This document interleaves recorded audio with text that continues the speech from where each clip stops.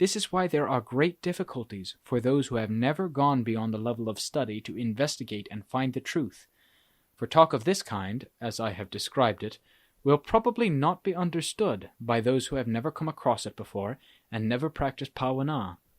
In fact, they are quite likely to laugh at it, while saying that this is just the uneducated way of those who live in the wilds, and that it lacks any basis. But the truth is as I have described it amongst those who practice the way. As for those bhikkhus who have had some results from the principles of Paññā, they will immediately understand as soon as the truth is revealed to them. Chapter 17. How questions differ in Samādhi and Paññā. The word question or problem above is a general way of speaking, and it does not give any clear indication of what kinds of questions or problems are involved, nor how they arose or under what circumstances. So I will give some words of explanation, which should be enough to show the way to those who do the practice of Citta Bhavana, for this can be something to think about as a way to overcome their problems when they arise, by grasping and relying upon the principles which have been laid down as a way to test and try to bring about a cure. The problems that arise in the fields of Samādhi generally arise in those cases in which the citta has already become calm, and then it draws back from this state and comes to know all sorts of things of endless varieties with which it gets involved. In order to overcome this difficult problem, which is beyond one's ability in the early stages, shortly after one has developed the practice, one should turn the citta back and go inwards into the state of Samādhi entirely, without getting involved in probing and thinking about those things which become manifest at all.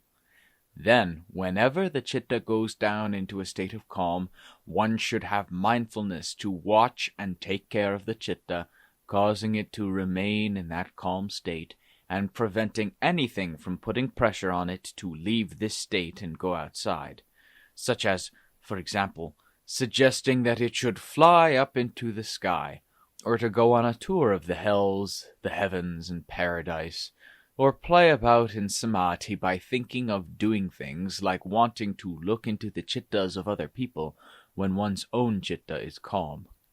Things such as these disturb and excite the citta, making it move about and go out towards external objects and situations, ārammana. Instead, one should let the citta remain calm and happy with the objective situation which is there within the Samādhi, this being the state of calm present at that time. One can admire this calm and happiness with a pure heart, without anything disturbing and inciting one, and causing trouble and bringing up questions and problems uselessly, because it is not yet the right time, and one has not yet reached the level of development to be able to know and gain value from such questions. For instance, wanting to know whether good and evil are true things, and whether hell, heaven, and nibbana are true facts or not. All such questions are nothing but self-indulgence, or indulgence in the world within one. So one should develop Samādhi and Paññā, which is the way to know good and evil, to know heaven and hell, and to know nibbana, and to make it firm and strong. These things will not be beyond the ability of the heart which does the training well. Or if the training has already been done well, it can go ahead and is bound to know them clearly for itself by experience, rather than by guesswork and mere thinking, which is a way of dealing with problems that damages the heart. We should realize that those who have told us and pointed out what is good and evil, heaven, hell, and nibbana, make us, who hear about these questions, speculate and use guesswork until we go wrong in the head. Like a child who climbs onto the roof of his home and jumps off holding onto an ordinary umbrella to break his fall, and ends up breaking his legs and getting a concussion. But the true acharyas know them by the fundamental principles in their hearts and in Dhamma, and this is what enables them to know and to see. Therefore they know clearly, speak clearly, and can point out the way clearly, without making mistakes or deviating from the truth. But even though the truth of those things is available in the true knowing and seeing of the Acharyas, we still use false guesswork. One thing that is undeniably right about us is how silly and nonsensical we are, how we lack any essence of truth, Sara, and how we deny that those things, such as good and evil and the rest, have any existence. So we act accordingly and make and accumulate Dhamma, piling it up on ourselves until we can hardly bear the burden. But even then, we are still foolhardy enough to make the same assumptions and to go on disputing the existence of these things with the view, which we hold tightly and intimately, that there is nothing beyond death, and there is therefore nothing which remains and goes on into the future to receive the results of all this Dhamma. We never think how those who have been born into this world all complain about the suffering and discontent here.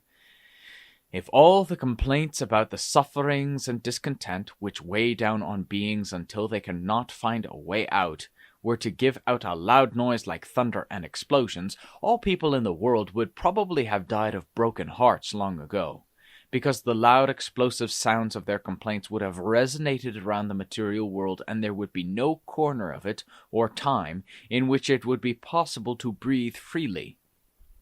But as it is, most people complain about the discontent in their hearts without knowing about Dhamma and how Dhamma brings back to them the results which came from their past to arise in the present and in the endless future. But then, if they cannot see the ways of Dhamma here, in what realm of heaven or hell will they ever learn to accept it? I who am writing this also live in this realm of dukkha in the same way as everyone else, but I don't have enough wisdom to show them how to see Dhamma and its results, as well as the place where those who have Dhamma must experience the results of it. All I can say is that wherever there is dukkha, there is also the manifestation of Dhamma, and those who are free of dukkha are also free of Dhamma, like the Lord Buddha and all the Savakas who have come to the end of dukkha. So Dhamma has no power to follow them and force them to accept its results, as it does with all those in the world who like to complain about it. Where I have written about those questions concerning such things as thinking about the heavens and hells in the foregoing discussion, these are the basic kinds of problems which do harm to the mind. One should be very cautious, and one should not be overly concerned about such questions. Rather, one should try to make one's heart know clearly and see through everything that is concealed and obscured. If one goes to see and know for oneself, nothing remains covered, and one is bound to know for sure. For such things as these do not hide themselves, and they are not concealed or obscured at all, apart from the way that the world conceals and obscures them. People in the world have the eye to see, that is, the inward eye, and if they open it, they will see for themselves. The Samadhi Chitta may give rise to questions in many ways, but wisdom is the embankment or dam which holds them back, so that no questions of any kind can get past it. If it is put into use, one is bound to see results from it straight away. But in the early stages of practice, one should not promote thoughts which give rise to tricky and complex questions and problems before they even start to arise on their own, in the way mentioned above. Generally and normally, if the chitta has interest only in the aspect of Dhamma contained in the preparatory meditation, Parikamma, and it integrates in calm, going down into a state where it dwells with calm and happiness, none of these questions and problems are likely to arise and bother the chitta, causing it disturbance and distraction. The tendency to think in ways that are quite irrational is therefore always likely to create a lot of anxiety in oneself. There are many problems associated with the way of Samadhi, but this is enough for the moment, and we must turn and consider the problems associated with wisdom, Paññā. The story of Kunmea Gyao. Before explaining the problems that arise in the way of wisdom, I should write about some of the results of the problems associated with Samadhi which has been well developed, as examples for the reader to think about, because the basis of Samadhi and the various problems which arise from Samadhi in those who have venturesome chittas will probably be of great value once they have been trained in the right way, and then they will be able to put them to use in unusually deep, profound, and extensive ways.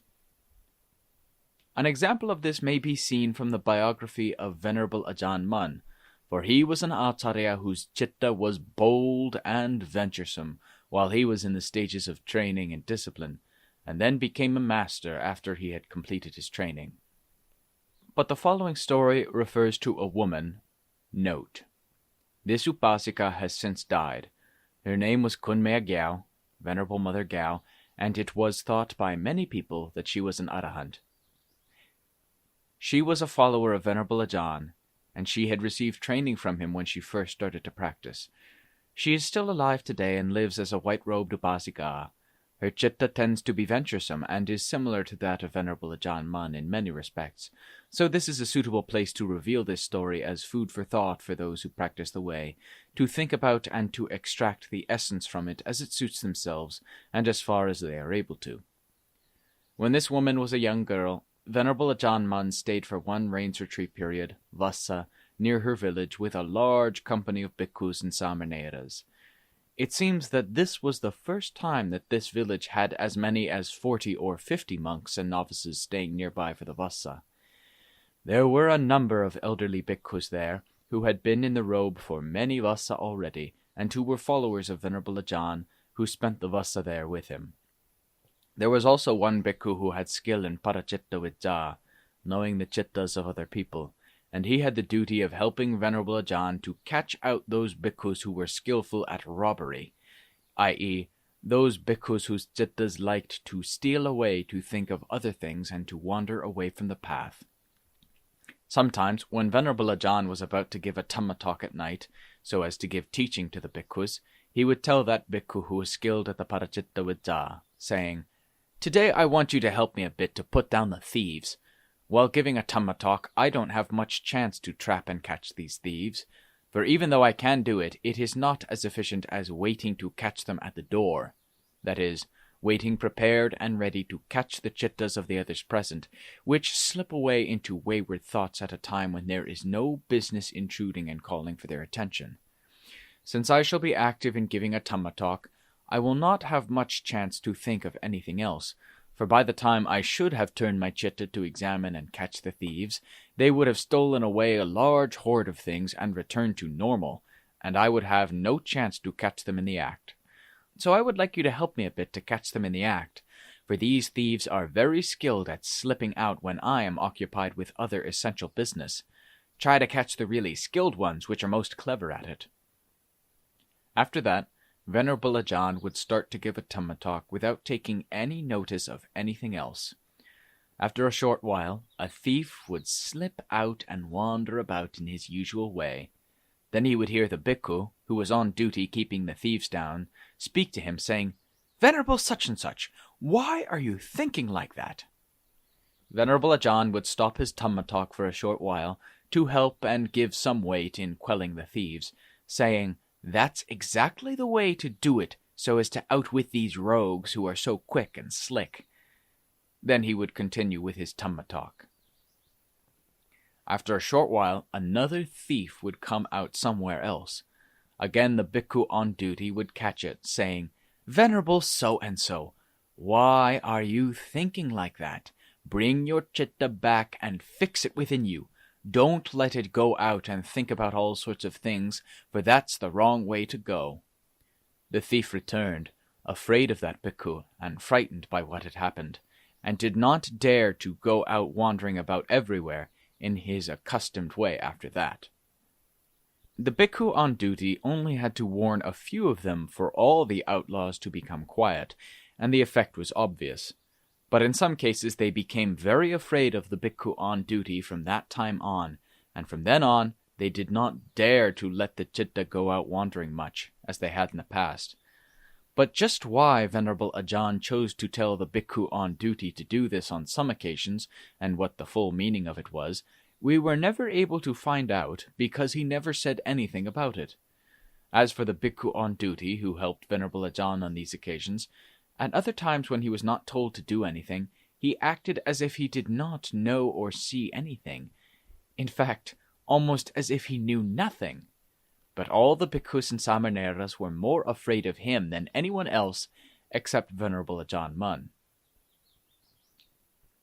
What I have written above has led me away from the main theme, almost worse than those bhikkhu thieves. So now it is time to go back to the story I started to write about. Before that young girl started to do any meditation practice, she used to visit the Wat with the other villagers quite regularly.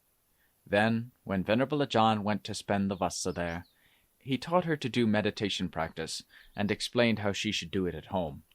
Whenever any results came from her practice, she was to report them to him so that he could tell her what to do next. After she had been ordained as an upasika, she told me how, after he had told me what to do, and then told me many times that I should do the meditation practice, I thought to myself with some surprise that I may in fact have some inherent ability, vasana, in me after all, for Venerable Ajaan has been exceptionally kind to me all the time. If there was nothing of value in me, why should he show any interest in me? For I am just an ordinary village girl, rather like a faithful old dog and no more. So from now on I should do the practice in the way that he has so kindly taught me. She said that Venerable Ajaan gave her the practice of using the repetition of Buddho. One evening, after she had finished her evening meal, she got herself ready and went into her bedroom early. Her intention was to get down to some pāvana and to do it truly and properly as Venerable Ajaan had taught. After she had paid homage to the Tisarana, she started to do her practice in the way that Venerable Ajaan had taught her. She started repeating the preparatory meditation, Parikamma Pāvana, Buddho, Buddho, and went on for about 15 minutes when her chitta became calm and integrated and went down. But she did not realize that her chitta had integrated because she had never had any experience of it in the past, and this was the first time it had happened. When her chitta integrated and went down, it was as if she fell down to the bottom of a well in an instant, and everything disappeared into silence for a short time. Then it seemed to her that she had really died, for she could see clearly an image of her own body dead right in front of her. It was so real that she was quite sure she was seeing her own dead body right there in front of her. But the thought that came to her then was, "Oh my, I'm dead! Who'll cook the rice to put it into the bhikkhu's bowls tomorrow instead of me? When Venerable Ajaan goes round on Paṭipadā and he doesn't see me putting rice in the bowls, he'll ask about me, and who'll answer and tell him that I died while sitting in pāvana tonight?" Then she made up her mind, thinking, "All right, if I'm dead, I'm dead. Everybody in the world and all other living beings in this world are bound to die in the same way as I have. Nobody is free from death. Even an emperor ruling the whole world is also bound to die in the same way." Having made up her mind in this way, she turned her attention back to her own dead body, which was apparently lying there in front of her, and which had not faded, altered, or changed in any way, as if to make her realize that her body was definitely dead. While she was pondering the fact of her own death without having reached any conclusions, the villagers came and picked up the body and carried it to the charnel ground. As soon as they reached the charnel ground, she saw Venerable Ajaan Mun with all the bhikkhus there, walking towards the corpse which was lying there. Then Venerable Ajaan Mun turned to the bhikkhus and said, "Now this girl is dead. Let us give her the rites, the Mātika." But it was only Venerable Ajaan Mun who repeated the words of the Mātika in the midst of the bhikkhus of the Sangha who were standing and watching. He said, "Anicca sankhara. When the sankharas which make up the body have died, the body is no longer of any use. But the chitta does not die and can go on doing work endlessly. If the heart is used for going into evil ways, it becomes dangerous and harmful to oneself." He repeated this 3 times in succession, after which she saw him gently tapping the body with a stick, while saying, The body is not steadfast. Having been born, it is bound to die. But the citta, the heart, is steadfast.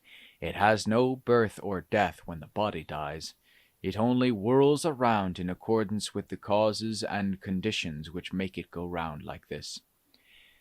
He kept on repeating this over and over, but whenever he tapped the body with his stick, the skin, flesh, and meat rotted and withered away, until the whole body had rotted away. For he kept on tapping it until he had covered the whole body. All that was left was the kernel of the heart. This he picked up from the remains and said, "This, the heart, cannot be destroyed. If it were destroyed, one would be bound to die without ever coming back again." She had been watching all this closely from when it first appeared to her. Then she thought, if one dies and the whole body decomposes, leaving only bones behind, what is there left to come back again? He answered her thought immediately without looking at her, saying, "It's bound to come back again. How could it not come back when that which brings it back again is still there? When it starts to get light at dawn tomorrow, you will come back." She said that from the start of it in the evening, when there was all the activity concerning the dead body, until it finished and Venerable Ajaan went off with the bhikkhus, took a very long time. She related the story to me at length, but I cannot remember all of it. She said how the citta started to display these things from the moment it first dropped into a calm state, and the experiences which she had went on continuously until just before dawn, when it arose out of it. As soon as the citta withdrew, and she became aware of herself and heard the cocks crowing in the early morning, she saw herself still sitting there as normal, and not dead as she had thought. Then she returned to a normal waking state, glad that she had not died, as appeared to happen in her vision. But when she had become fully aware of herself, and knew that she had truly not died, she started blaming herself in her mind, thinking, "Venerable Ajaan told me to sit and do Paññā, but why then did I fall asleep while sitting? And I went on sleeping until I started dreaming that I was dead, and I didn't wake throughout the whole night. Really, my Paññā was so bad last night." That morning, when Venerable Ajaan came on Paṭipadā, he told her to come and see him when the bhikkhus had finished eating food, and this was before she had said anything to him about what had happened. It was also significant that this was the first time that he had ever told her to go and see him, and it was very strange how he must have known all about what happened to her the previous night. When she went to Venerable Ajaan, he asked her immediately, "How was your Paññā last night?" "It was really no use at all," she replied, "for after repeating Buddho for about 15 minutes, the citta fell into a deep well, and I slept and dreamt almost the whole night. When it had almost reached the time for the dawn to break, I woke and felt so disappointed. I still can't get over it. I'm afraid that you will tell me off that my Paññā is no use, and that all I can do is sleep." After hearing this, Venerable Ajaan laughed with joy, and asked her straight away, "How did you sleep? And what did you dream? Please tell me about it." So she told him the story of what had happened, which I have related above.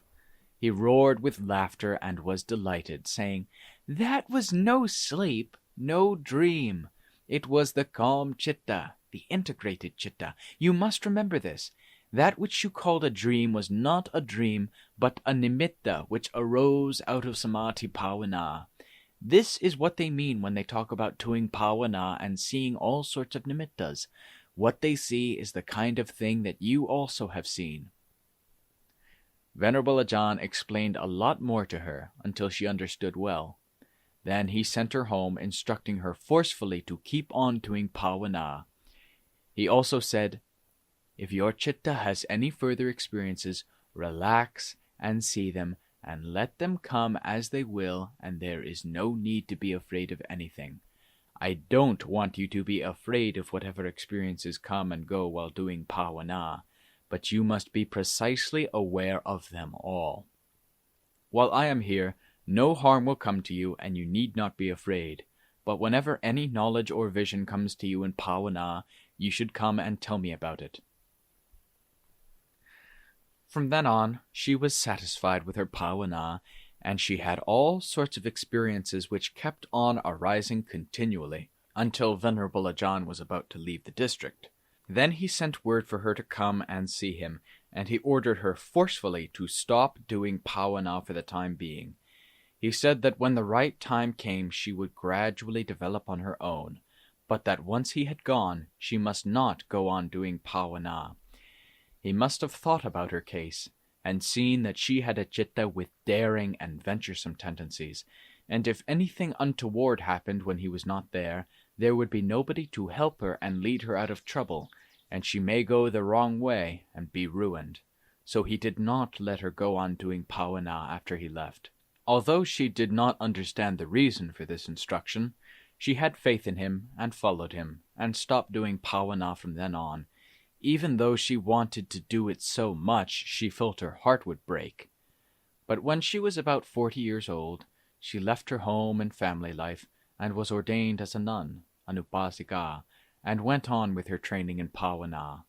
Her characteristic tendencies to know and see all sorts of things then arose again, and she had frequent experiences from then on.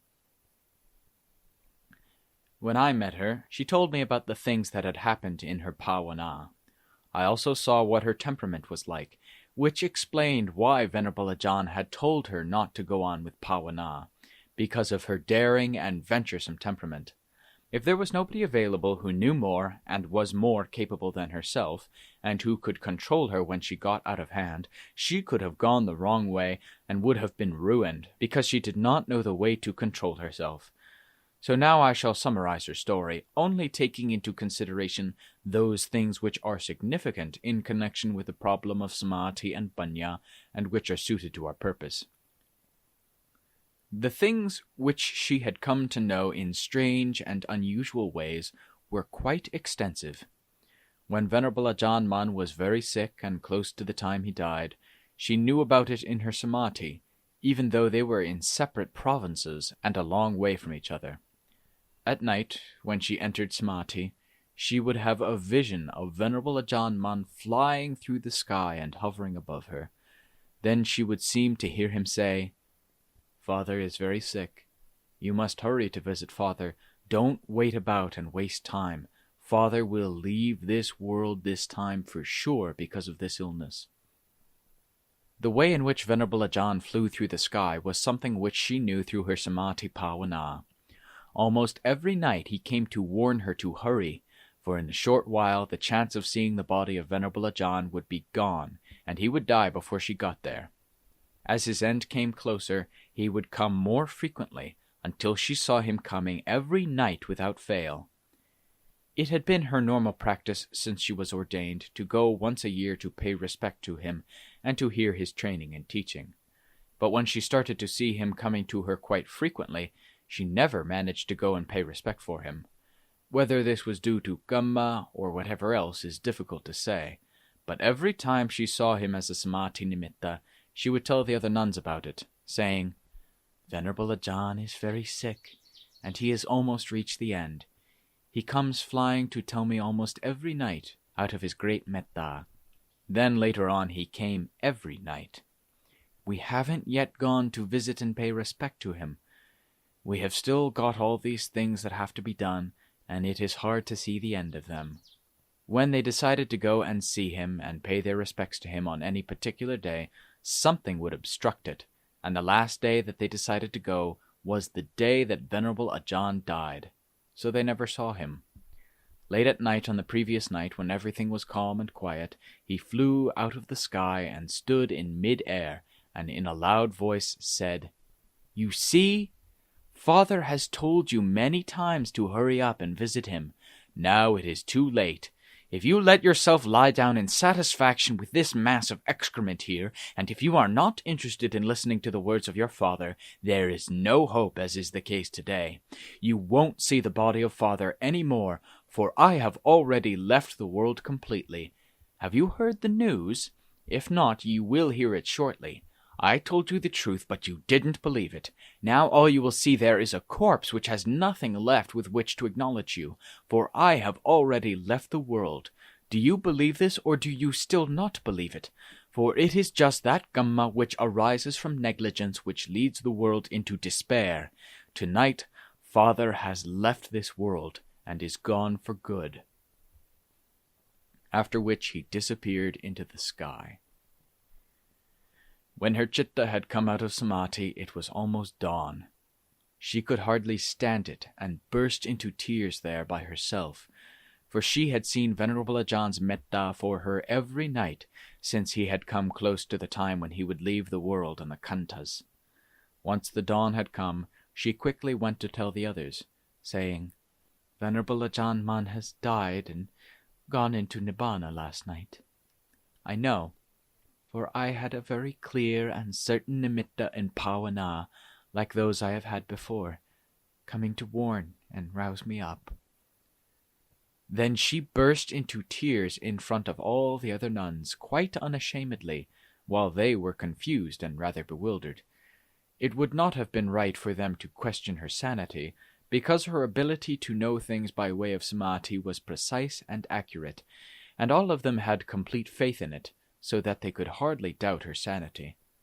While they were talking together about it, someone came running in excitedly, saying, "Venerable Ajaan Man died last night. Have you heard about it, Mother? The provincial radio station broadcast this morning at 8 o'clock saying, 'Paṭipadā, who is the most widely renowned amongst those who practice the way of Dhamma in this present age, died at 2:23 a.m. in Wat Sud Tawasa in the province of Sakonnakhon.' This is all I heard before I ran out to let other people know, and I ran straight here to let Kunme and the others here know, for I was afraid you may not have heard it yet." Having heard a second confirmation of Venerable Ajaan's death, all of them in the nunnery burst into tears once again, after the first time earlier on when Kunme Gyao told them of her nimitta.